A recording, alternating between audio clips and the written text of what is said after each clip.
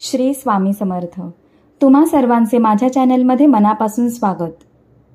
आपला आध्यात्मिक bank balance वाढवणारा तो दिवस पुन्हा येत आहे आणि तेही कित्येक पटीने जास्त। तो दिवस आहे ज्येष्ठ महिन्याच्या शुक्ल पक्षातील निर्जला एकादशीचा दिवस।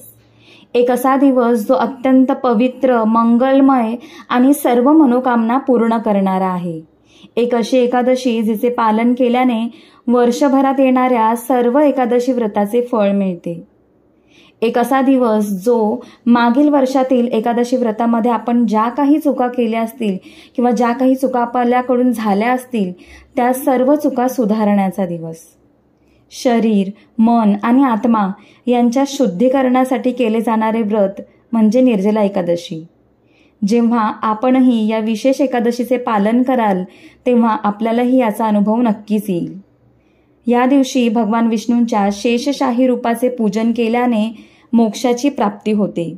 यंदा निर्जला एकादशीच्या दिवशी अनेक योग बनत असल्याने या दिवसाचे महत्त्व अधिक आहे। निर्जला एकादशी व्रत तिथी, पूजाविधी, पूजेची सांगता, शुभयोग आणि या दिवशी काय करावे काय करू नये याबद्दल आता आपण जाणून घेऊया। मात्र त्या अगोदर जर तुम्ही चॅनलवर नवीन असाल तर चॅनलला सबस्क्राईब करा। व्हिडिओ आवडल्यास लाईक आणि शेअर करा आणि कमेंटमध्ये ओम नमो भगवते वासुदेवाय असे लिहायला विसरू नका।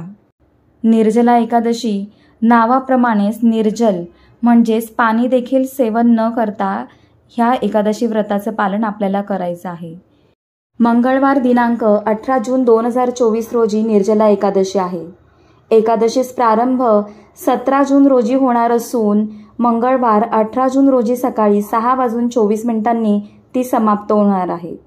मात्र सोमवारी म्हणजेच उद्या एकादशी सुरू होणार असली तरी ती दशमी मिश्रित आहे, त्यामुळे एकादशीचा उपवास 18 जून रोजी म्हणजेच मंगळवारी करावा आणि बुधवार 19 जून रोजी सकाळी 5:24 पासून ते 7:28 व्रताची सांगता करावी।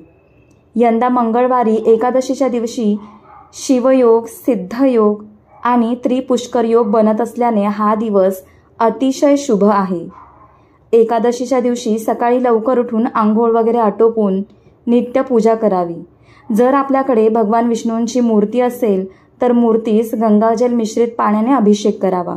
मात्र जर आपल्याकडे फोटो फ्रेम असेल तर गंगाजल मिश्रित पाण्याने ती पुसून घ्यावी। त्यानंतर देवाला चंदनाचा तिळा लावून धूपदीप दाखवावा। पिवळी फुलं, फळं अर्पण करावी। तुळशीपत्र टाकून पिवळ्या रंगाच्या गोडाचा नैवेद्य दाखवावा। भगवान विष्णूंच्या मंत्राचा जप करून एकादशी व्रताच्या कथेचे पठण अथवा श्रवण करावं। त्यानंतर आरती करावी आणि द्वादशीला व्रताची सांगता करून ब्राह्मणाला जेवण आणि दान दक्षिणा देऊन व्रत पूर्ण करावं। एकादशी तिथी ही भगवान विष्णूंना समर्पित असल्याने या दिवशी किमान एक वेळा विष्णू सहस्त्रनाम पाठाचे पठण अथवा श्रवण नक्की करावं। आता आपण या दिवशी केल्या जाणाऱ्या काही खास उपायांबद्दल जाणून घेणार आहोत। या दिवशी दानाला विशेष महत्त्व आहे। जलदान, गोदान, छत्री, जेवण यांसारख्या वस्तूंचं दान करावं। त्याचप्रमाणे पाण्याने भरलेला माठ आणि खडीसाखर याचे दान ब्राह्मणाला केल्यास ते सर्वश्रेष्ठ मानले जाते।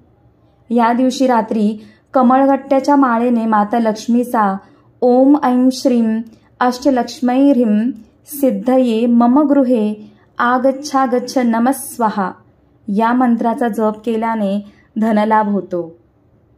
या दिवशी भगवान विष्णूंना दक्षिणावर्ती शंखाने जलाभिषेक करावा।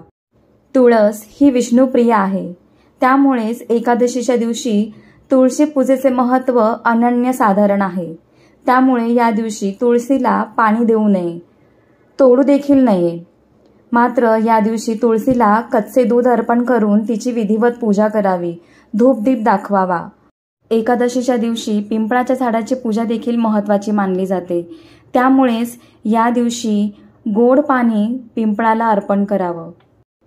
झालेली सेवा स्वामींच्या चरणी रुजू करते आणि आजचा व्हिडिओ इथेच थांबवते। पुन्हा भेटूया अशाच एका नवीन व्हिडिओसह। श्री स्वामी समर्थ।